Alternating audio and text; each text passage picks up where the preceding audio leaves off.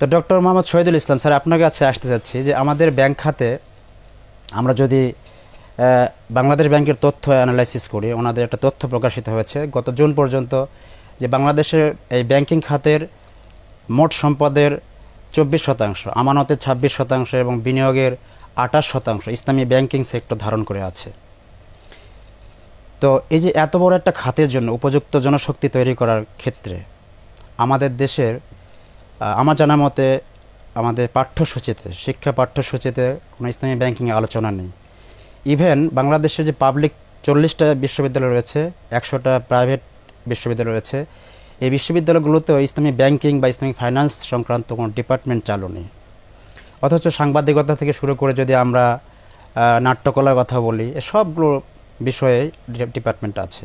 তো এত বড় একটা জনপ্রিয় একটা মানে ব্যাংকিং সেক্টরের জন্য এই উপযুক্ত মানব সম্পদ তৈরি করার ক্ষেত্রে শিক্ষাসূচিতে, পাঠ্যসূচিতে ইসলামী ব্যাংকিংয়ে আলোচনা নেই, বিশ্ববিদ্যালয়গুলোতে আপনার কোনো বিভাগ নেই।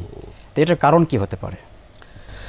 ধন্যবাদ ডক্টর হাসান, আপনাকে চমৎকার একটা বিষয় মানে উপস্থাপন নিয়ে আসার জন্য। আসলে বিভিন্ন বিষয় এখানে কাজ করে। একটা হলো রাষ্ট্রীয় বিষয় আছে, একটা হচ্ছে মানুষের চিন্তা চেতনা বিষয় আছে, মানুষের আগ্রহ বিষয় আছে, প্রয়োজন বিষয় আছে। অনেকগুলা বিষয় নিয়ে সাবজেক্টগুলা নির্ধারিত হয়। যেমনটা আপনি বললেন যে প্রয়োজনীয়তার বিষয়টা আপনি খুব চমৎকারভাবে উপস্থাপন করেছেন।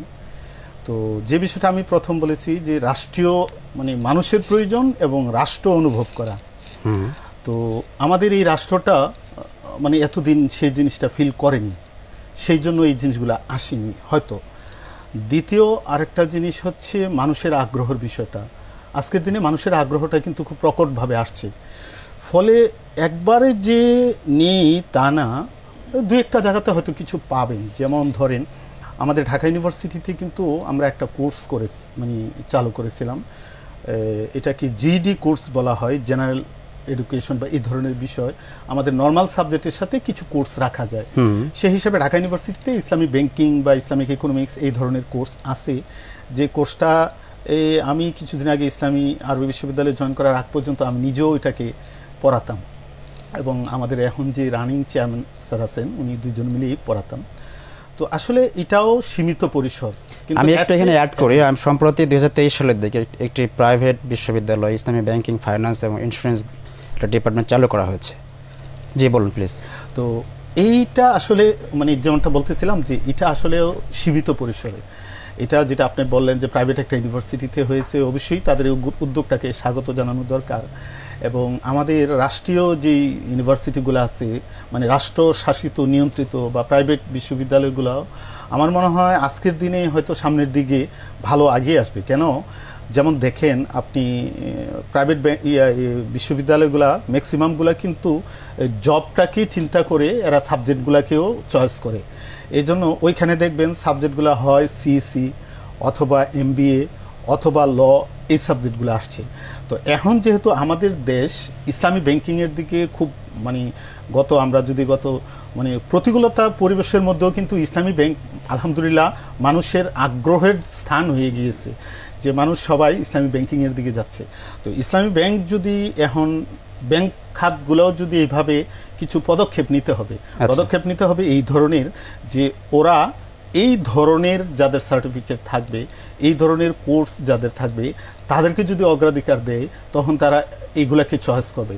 তো এই পর্যায়টা যখন আসবে তখন প্রতিষ্ঠানগুলোও কিন্তু সামনের দিকে চিন্তা করবে যে তাদের সাবজেক্ট খোলার বিষয়ে, কোর্স নির্ধারণ করার বিষয়ে, যে আমরা ছাত্রদেরকে। তার মানে আপনি বলছেন যে এখানে বিশ্ববিদ্যালয়গুলোতে, বিশেষ করে পাবলিক ইউনিভার্সিটিগুলোতে ইসলামী ব্যাংকিং, ইসলামিক ফাইন্যান্স বিষয়টা বিভাগ চালু করা এখন সময়ের দাবিতে পরিণত হয়েছে, এবং প্রাইভেট বিশ্ববিদ্যালয়গুলোতেও। এই যে আমাদের মাধ্যমিক, উচ্চ মাধ্যমিক, মাদ্রাসা যে শিক্ষা কারিকুলাম, এই কারিকুলামের পাঠ্যসূচিতে আপনার এই ইসলামী ব্যাংকিং বিষয়টা অ্যাড করা কেমন? ব্যক্তিকে সচেতন করা দরকার। আমি যেটাকে বলবো ইসলামী ব্যাংকিংয়ের জন্য বা ইসলামিক অর্থনীতির জন্য মানে স্টেক হোল্ডার কিন্তু অনেক ধরনের। একটা হচ্ছে যারা এখানে জব করবে তারা, আর একটা হচ্ছে এইটা যারা মানে বুক করবে, সেই জিনিসগুলা সবাইকে মানে সচেতন হতে হবে। এই সচেতনতার জন্য কিন্তু একবারে মানে আরও নিচের লেভেলে, যেমনটা আপনি বললেন মাধ্যমিক লেভেল থেকে ইসলামিক ইকোনমিক্স বা ইসলামিক ব্যাংকিং বিষয়ে, সচেতনতা, ইসলামিক ফাইন্যান্স বিষয়ে তাদেরকে ধারণা দেওয়া যায়। আজকের দিনে যেমন ধরেন আমাদের যে শিক্ষা কারিকুলামগুলোতে যে বিষয়গুলো আসতেছে, বিভিন্ন সেক্টরকে চিন্তা রেখে কিন্তু ওই সাবজেক্টগুলো, আগে যদি আমরা যখন ছাত্র ছিলাম তখন কিন্তু সাবজেক্ট অনেক কম ছিল, এখন কিন্তু অনেক সাবজেক্ট চলে আসছে। তো সেই জায়গাগুলোতে যদি আমরা, যেমন আমরা যখন মাদ্রাসায় পড়েছিলাম ইসলামী অর্থনীতি পড়েছিলাম, কিন্তু সেখানে ইসলামী ব্যাংকিংটা অতটা ছিল না। আমরা যখন ইসলামী অর্থনীতি পড়েছিলাম ইসলামী ব্যাংকিংটা ছিল না, কেন তখনও ইসলামী ব্যাংকিংটা আমাদের এই দেশে অতটা প্রচার হয়নি, মানে মানুষের চিন্তা চেতনা। আমি একটা উদাহরণ প্রায় সময় বলি যে মানুষকে জিনিসটা সম্পর্কে পরিচয় দিতে হবে, পরিচয় দিলে কিন্তু তার সম্পর্কে আগ্রহ বাড়বে। যেমন একটা উদাহরণ আমি সবসময় বলি যে ইলিশ মাছ খাইতে অনেক মজা, যে ইলিশ মাছ সম্পর্কে তথ্যই জানে না তার এটার কিন্তু আগ্রহ হবে না। তো ইসলামী ব্যাংকিং, ইসলামিক ফাইন্যান্সটা আমাদের বিশেষ করে মুসলমানদের জন্য যে খুব প্রয়োজন। কেন প্রয়োজন?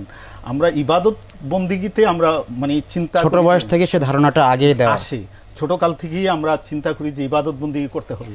তো ইবাদত বন্দিগির প্রথম শর্ত যে হালাল রিজিক, মুআমালাত, লেনদেনের বিষয়গুলো, আর্থিক লেনদেনটা বেশি গুরুত্বপূর্ণ। এটার সচেতনতা কিন্তু আমাদের ছোট থেকে তৈরি করতে হবে। আমি অধ্যাপক সাহেবের সাথে অ্যাড করতে চাই এরকম যে আসলে কর্তৃপক্ষীয় পৃষ্ঠপোষকতা একটা বড় জিনিস। আচ্ছা, ইলিশ মাছ যে আমি খাওয়াবো, এটা পরিচয় করানোর উদ্যোগটা তো নিতে হবে যেই জায়গা থেকে, উদ্যোগটা রাষ্ট্র থেকে। কিন্তু আমরা তো খুব, এটা তো এই সত্যকে অস্বীকার করার কোনো সুযোগ নাই যে শুরু থেকেই আমরা ইসলামী বিষয়গুলো একটু অবহেলিতই ছিল। রাষ্ট্রীয় পৃষ্ঠপোষকতা যেভাবে পাওয়ার কথা ছিল সেভাবে পায় নাই। আপনি মাদ্রাসায় ইসলামী অর্থনীতির উপরে অল্প হলেও কিছু পড়েছেন। আমি যে গ্রাজুয়েশন করে ইকোনমিক্স পড়েছি, আমি মার্ক্সবাদ পড়েছি, আমি কমিউনিজম পড়েছি, আমি ক্যাপিটালিজম পড়েছি, আমি অ্যাডাম স্মিথকে পড়েছি, আমি কার্ল মার্ক্সকে পড়েছি, আমি ম্যালথাসকে পড়েছি, কিন্তু ইসলামী অর্থনীতির ব্যাপারে একটা লাইনও তো আমাকে পড়ানো হয়। সেটাই তো যদি এটা যে একটা ভারসাম্যপূর্ণ অর্থনীতি এবং এই দুইটার মাঝখানে, যেই দুইটার পেছনে আজকের বিশ্ব ছুটছে, ক্যাপিটালিজম তো এখন আসলে ডমিনেট করছে সারা দুনিয়াতে, এই ক্যাপিটালিজম এবং কমিউনিজম বা সোশ্যালিজমের মাঝখানে ইসলামী অর্থব্যবস্থাটা যে অনেক বেশি ভারসাম্যপূর্ণ, এটি যদি পাঠ্যসূচিতে থাকতো তাহলে একজন শিক্ষার্থী এই বিষয়টা উপলব্ধি করতে পারত, সঙ্গে তার একটা অ্যাফিলিয়েশন সৃষ্টি হইতো। আমরা কদিন আগে আমি ঢাকা বিশ্ববিদ্যালয়ে এই যে ব্যাংকিং আমাদের চেয়ারম্যান হাসিনা শেখ, ওনার সাথে একটা প্রোগ্রামে ওনাকে আমি বললাম যে আপনাকে আমরা একটা রিকোয়েস্ট করেছিলাম যে আপনার মানে একটা ডিপার্টমেন্ট করা ইসলামী ব্যাংকিং। বলে যে সাবজেক্ট তো আছে, তবে একটা ডিপার্টমেন্ট খোলা তো বোঝেন, এটা একটা মানে অনেক বিষয় হায়ার অথরিটির সাথে আছে, তবে আমরা চেষ্টা করব। তো এটা যত আসবে তত বেশি মানুষের কাছে। Thank you sir. আমি আপনাকে একটু অ্যাড করতে চাই, এবং আপনি যেটা বলতে চাচ্ছেন বলবেন। আপনি তো ইসলামী আরবি বিশ্ববিদ্যালয়ের উপাচার্য হিসেবে দায়িত্ব পালন করছেন। আপনার বিশ্ববিদ্যালয়ে এই ইসলামী ব্যাংকিং বিষয়ে কোনো বিভাগ চালুর পরিকল্পনা আছে? এটা বিষয়টা হচ্ছে কি, আমরা তো আসলে এই জুলাই বিপ্লবের পরে বা জুলাই গণ অভ্যুত্থানের পরে আমরা জয়েন করা, আমি অক্টোবরের 9 তারিখে বিশ্ববিদ্যালয়ে জয়েন করেছি। আমি জয়েন করার পর থেকেই আমরা কিন্তু বিভিন্ন ধরনের পরিকল্পনা, প্রথমে তো আসলে তো ক্রাইসিসটা সলভ করা, যে আমাদের এখানে যে ক্রাইসিসগুলো আছে এইগুলো সলভ করা, তার সাথে সাথে সামনের পরিকল্পনা। এই পরিকল্পনা নিয়ে কিন্তু আমরা অলরেডি একটা কমিটিও করেছি, আমরা 6-7 সদস্যে একটা কমিটি করেছি, যে আমাদের যেহেতু ইসলামী ভাবধারার যে বিশেষ করে মাদ্রাসাগুলোকে আমরা মানে অ্যাফিলিয়েশন বা কন্ট্রোল বা এই জিনিসগুলো করছি, সেখানে কি কি চিন্তা আমরা মানে ইনক্লুড করতে পারি। এবং সেখানেই কিন্তু আমাদের চিন্তার মধ্যে ইসলামী ব্যাংকিং, ইসলামী ফাইন্যান্স একটা অন্যতম একটা ধারা আমাদের মধ্যে, বা ফিকুল ইসলামী, এই ধরনের বিষয়গুলো নিয়ে আমাদের চিন্তা কিন্তু আছে। এবং মাদ্রাসার ছাত্রদেরকে আইসিটি সম্পর্কেও যেন ওরা মানে ধর্মীয় শিক্ষাও থাকবে, আইসিটিতেও তারা এক্সপার্ট হবে, এই ধরনের সাবজেক্টগুলোকে মানে যোগের সাথে তাল মিলিয়ে যারা ইসলামী মাদ্রাসাগুলোতে যারা পড়তেছে তাদেরকে। এবং সেই ধারাবাহিকতায় কিন্তু আমরা 2টা মাদ্রাসা অলরেডি আমরা মানে মত বিনিময় করেছি, বিশেষ করে তামিল মিল্লাত কামিল মাদ্রাসা, দারুন নাজাত। এবং ইসলামী ব্যাংকিং ও ফাইন্যান্স বিষয়ে বিভাগ চালু করার সাবজেক্টগুলো খুলতে গেলে কি করণীয় বিষয় লাগবে। একটা হলো আমাদের কারিকুলাম তো তৈরি করতে হবে, আমরা করব, কিন্তু জনবল, স্পেস বা বিভিন্ন কিছু আমার ফিল্ড স্টাডিও, মানে জনগণের আগ্রহ সবগুলা মিলেই, এই জন্য আমি যেমন আমি 28 তারিখও আমি কুমিল্লা মানে আলিয়া মাদ্রাসা আমরা এই বিষয়গুলো নিয়ে মত বিনিময় করব। আমাদের কিন্তু প্ল্যান আছে, আমরা খুব দ্রুত সময়েই কিছু সাবজেক্ট আমরা খুলতে চাই, কিন্তু আসলে প্রতিবন্ধকতা তো আমাদের অনেক আছে। ধন্যবাদ ডক্টর শহীদুল ইসলাম স্যার, আপনি যেটা বলছিলেন আপনাদের দেখে আমি একটু বলে প্লিজ। আসলে বড় প্রতিবন্ধকতা দেখেন, ওই যেটা বললো রাষ্ট্রীয় পৃষ্ঠপোষকতা, আপনি আব্বাসী যুগের যে জ্ঞান বিজ্ঞানের বিকাশের সবচেয়ে বড় কারণটা ছিল কিন্তু রাষ্ট্রীয় পৃষ্ঠপোষকতা। আজকে দেখেন আমি একটা সাবজেক্ট খোলার পরে কিন্তু শিক্ষক নেওয়ার মতো আমার ক্যাপাসিটি কিন্তু নাই। মানে রাষ্ট্রযন্ত্র এমন একটা সিস্টেমের মধ্যে আছে যে এখানে কোনো পদ পজিশন নাই, এখন শিক্ষক পাবে কোথায়, আমি শিক্ষকগুলা নিয়োগ দিব কোথায়? আর একটা সাবজেক্ট এই ধরনের স্পেশালাইজ সাবজেক্ট খুলতে হলে কিন্তু আমাকে হয়তো এখন হতো আমাকে নিতে হবে পার্ট টাইম টিচার, আর সেই অর্থায়নটা সম্পূর্ণ প্রতিষ্ঠানে দিতে হবে, কিন্তু প্রতিষ্ঠানে সেই ক্যাপাসিটি আছে কিনা। তো এই জন্য যে জিনিসটা হচ্ছে আপনার মাধ্যমে আমি রাষ্ট্র বা বিভিন্নদেরকেও আমরা বলতে পারি যে রাষ্ট্র যদি চিন্তা করে, রাষ্ট্র যদি সাপোর্ট দেয়, তাহলে হয়তো আমরা মানে গণমানুষের বা মুসলমানদের এই যে ইসলামী ব্যাংকিং ধারা, ইসলামী ফাইন্যান্সের যে বিষয়গুলা, এগুলা হয়তো আমরা মানুষের কাছে খুব সুন্দরভাবে উপস্থাপন করতে পারবো। আমি এই সাথে এইটুকু বলতে চাই যে এটি শুধু মুসলমানের না, ইসলামী ব্যাংকিং ব্যবস্থাটা হলো কল্যাণকর ব্যবস্থা, সবাই এটা গ্রহণ করতে পারে, যেটা ধর্ম বর্ণ নির্বিশেষে প্রতিটি মানুষের ওয়েলফেয়ার এনশিওর করবে। আমাদের রাষ্ট্রযন্ত্র যখন এই বিষয়টা বুঝবে তখন এটাকে প্যাট্রোনাইজ, সেটা আমি বলছি মানে মুসলমানদের এই জন্য বলছি, এই জন্য যে যেহেতু এদের প্রাথমিক আগ্রহটা, আর যখন একটা কমন কনসেপ্ট কিন্তু আছে যে ইসলামী ব্যাংকিং বোধহয় মুসলমানদের, এটা একটা কমন একটা কল্যাণকর অর্থব্যবস্থা যখন সবার কাছে উপস্থাপন হবে তখন সবাই আসবে। ওনারা হয়তো প্রথম দিকে আসতে, এটা আমাদের রাষ্ট্রযন্ত্রকে আগে বুঝতে হবে, সেটাই রাষ্ট্রযন্ত্র। প্রিয় দর্শক, আমরা আজকে যে এই বিষয়ে যে আলোচনা করলাম তাতে বের হয়ে আসলো যে ইসলামী আরবি বিশ্ববিদ্যালয়ে তারা সিদ্ধান্ত নিয়েছেন, পরিকল্পনা করেছেন, তারা বাস্তবায়ন করবেন ইনশাআল্লাহ।